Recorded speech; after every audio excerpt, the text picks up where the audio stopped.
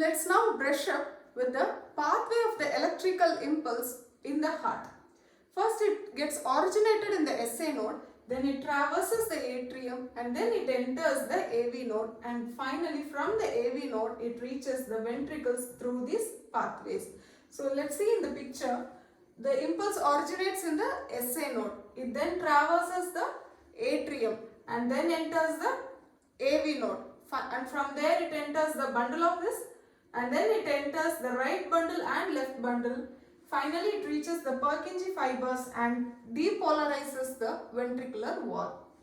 And we are going to see this electrical activity in the ECG as a waves and segments. So let's now interpret it. When the electrical impulse gets originated inside the SA node, we don't get any deflection in the ECG. Once it enters the atrium, once the atrium is activated, or once we call it as depolarization, once the atrium is depolarized, that depolarization of the atrium is seen in the ECG as P wave. So P wave implies atrial depolarization or atrial activation. And after that, after the atrium, the impulse now enters the AV node. Inside the AV node there is a delay, and that delay we see in the ECG as an isoelectric line, that is a straight line which is nothing but the PR segment. After that, once the impulse comes out of the AV node, it then travels in the bundle of this, inside in the right bundle, left bundle and Purkinje fibers, and then finally it reaches the ventricular wall. This is the fastest pathway in the heart, and once it reaches the ventricle get depolarized or it is activated, and that activation of ventricle we see in the ECG as the next QRS complex, and following the activation or depolarization we are going to get repolarization or the recovery of the ventricles from that electrical impulse, and in between that also there is a gap that we call it as ST segment. And after the depolarization of the ventricles, the repolarization of the ventricle occurs, and that repolarization of ventricle is seen in the ECG as T wave. And this is how the electrical activity in the heart gives us deflection in the ECG. So I hope you understood this. Now let's proceed with the ECG. Before going into the ECG proper, we are going to see what are the three things we are going to notice in order to find out whether we have taken our ECG correctly. For that, let's see three things. Step 1, we are going to see the speed of the ECG, paper. It should be 25 millimeter per second. This will be mentioned in your ECG, usually in the bottom of our ECG paper. So always check to the speed of our ECG paper. And step 2, we are going to notice something called standardization. What is this standardization?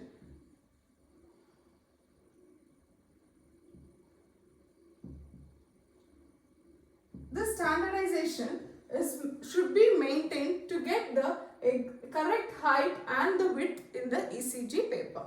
So standardization, the normal thing should be, this should be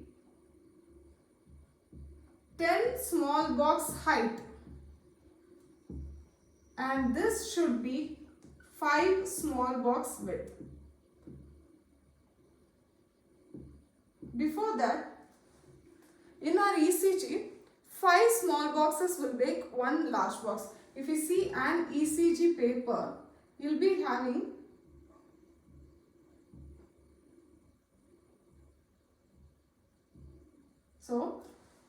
this is 1 large box, and 1 large box holds 5 small boxes.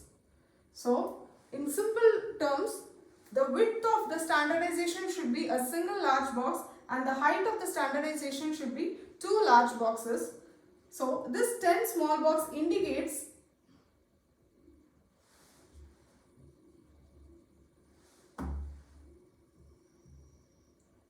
1 millivolt height amplitude. That is the height which actually corresponds to the height of the waves, which will be helpful for interpretation. So this is our step 2, and the step 3 is we are going to see lead AVR. Usually in a normal ECG, all the leads in the lead AVR should be negative. So we are going to get a negative P wave, a negative QRS complex and a negative T wave. Also, always see lead 1 also. In the lead 1, the P wave should be positive. P wave should be positive in lead 1, and always notice in a normal ECG, in the lead AVR, all the leads should be negative. After seeing this, we can proceed with the interpretation of ECG. If the lead AVR is positive, kindly check to the limb leads whether they are placed correctly.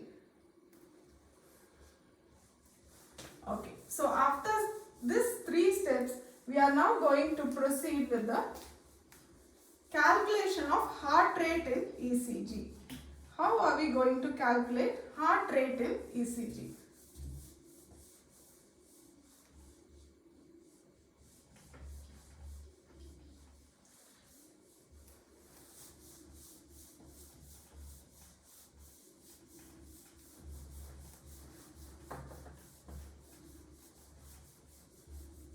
For that we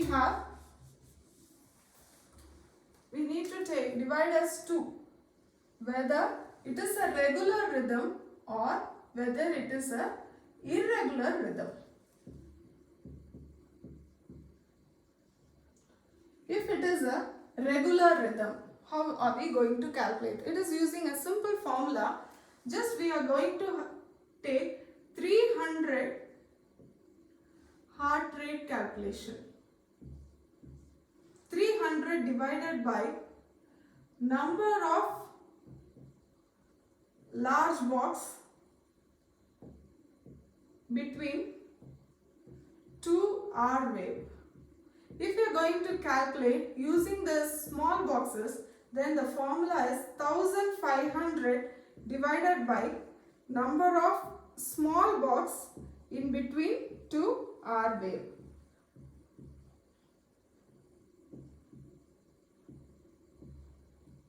For this, just understand one thing.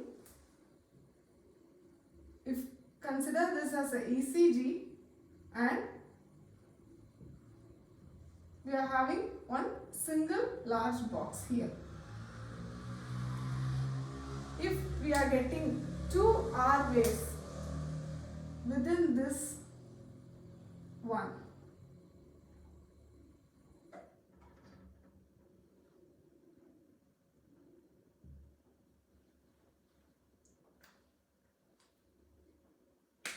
if we are going to take 1500 divided by number of small box between 2 R wave. So we got an R wave here and we got an R wave here. So in between we got 3 small boxes. So here it will be 1500 divided by 3. So the heart rate here will be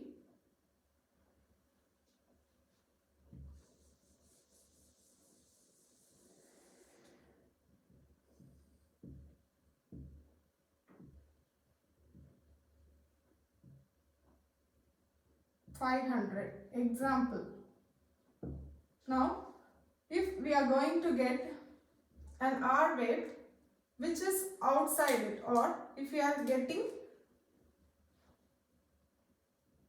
example, if we are getting 10 small box in between 2 R wave, then it will be 1500 by 10, it will be 150.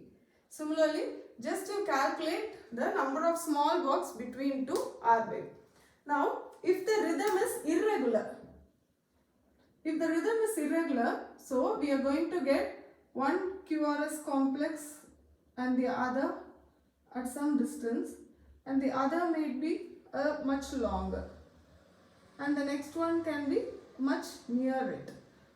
So this is irregular rhythm. Regular rhythm in the sense R wave are occurring at a an entire complex is occurring at a regular interval, and in irregular it is occurring at a unequal distances. So here what we are going to do, we are going to take 30 large boxes.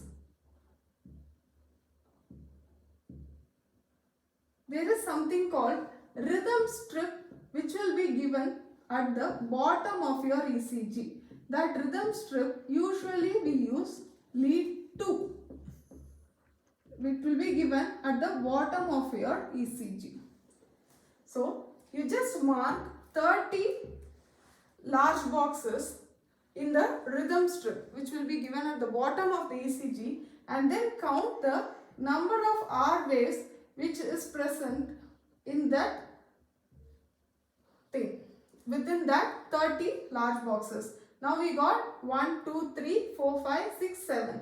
So we got 7 R waves within that 30 large boxes. So we got 30 large boxes, we marked 30 large boxes, we counted the number of R waves inside that, and finally just multiply it by 10, and we are going to get 70 per minute. So we need to find out whether the rhythm is regular or irregular. If it is regular, we got two formulas. If we are using large boxes, it is 300 divided by number of large boxes between two R waves, and if it is small box, it is 1500 divided by number of small box between two R waves. If it is irregular, it is much more simple. Just count 30 large boxes, mark those 30 large boxes in the rhythm strip which is the lead 2 given at the bottom, and then count the number of R waves inside the 30 large boxes, and finally multiply it by 10, and that gives you the heart rate. And so I hope you know to calculate the heart rate. Thank you for listening.